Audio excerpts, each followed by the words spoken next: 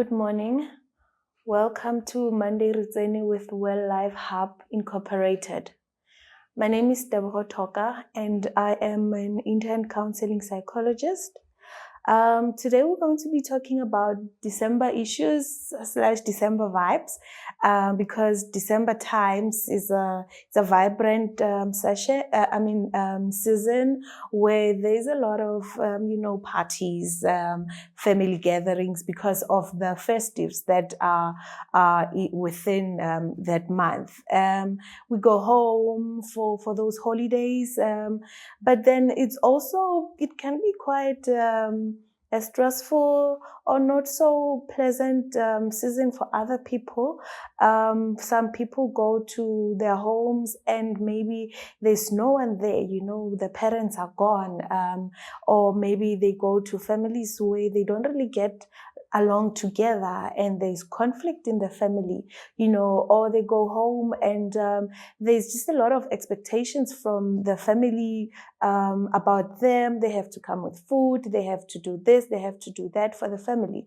So it's that part which we often don't get to talk about, but it's a thing. It's there in our lives, And today we'll be going through that and just giving also out tips on how to handle such situations, or where if you find yourself in such a home environment during those festive seasons, how then do you go about it?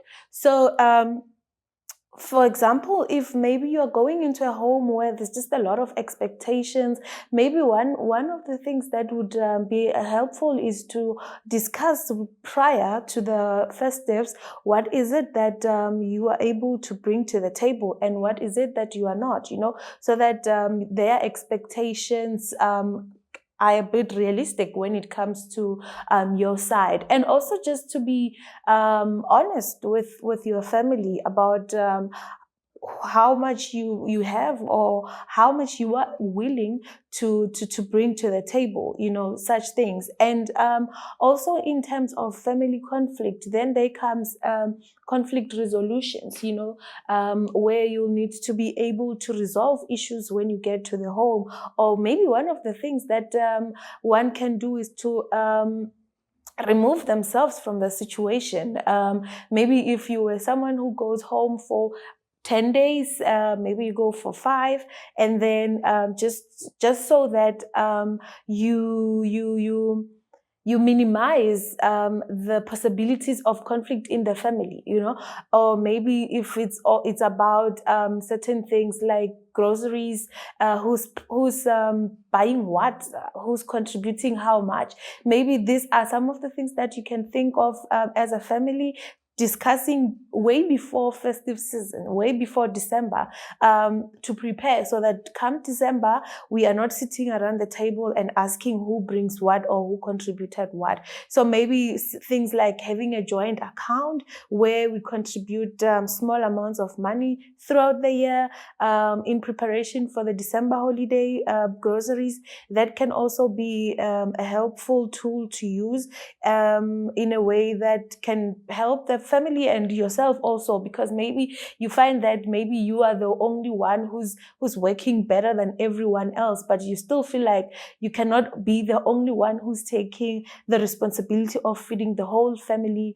I envision in my head it's your siblings, maybe there are 5, and then there's also their children, there's your parents. You find that in December only, you are expected to feed about 15 people, in that household, even because you are doing better. So those are the expectations. But you find that you also have your own financial commitments that you need to take care of, and you really can't. So that's the advice. Then I would have that sit around the table, discuss that way before December times, so that come December, you guys can equally have the same joy. You can equally enjoy the season without conflict or without unrealistic expectations from family. Then there is the third group that I touched on, the group that maybe you go home and then there's no one in the home, your parents already deceased, there's really no meaning in going home. There's still family, you know, your family is not only your parents, and you can visit relatives or have relatives visit you, your siblings, maybe make a new tradition of instead of going home, maybe visit the other sibling and rotate, or you can just all come home together and just spend time together, and also have like memorials of your parents. If you are up for it, visit the graveside, or just do things that you usually did while they were still around, together as a family. So it doesn't mean that when the house is empty now, you shouldn't enjoy the festive season. You know, you can go traveling, you with friends or with a family. With family, I'm referring to your siblings, your cousins, your relatives.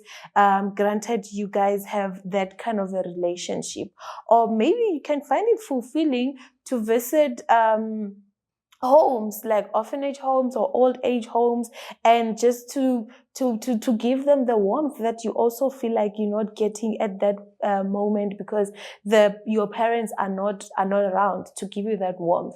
But if maybe you go and gratify that need, maybe by the old age homes, the orphanage homes, that would also mean a lot to you and to them also. So it will be a win-win situation. So that's all from me for today. Goodbye.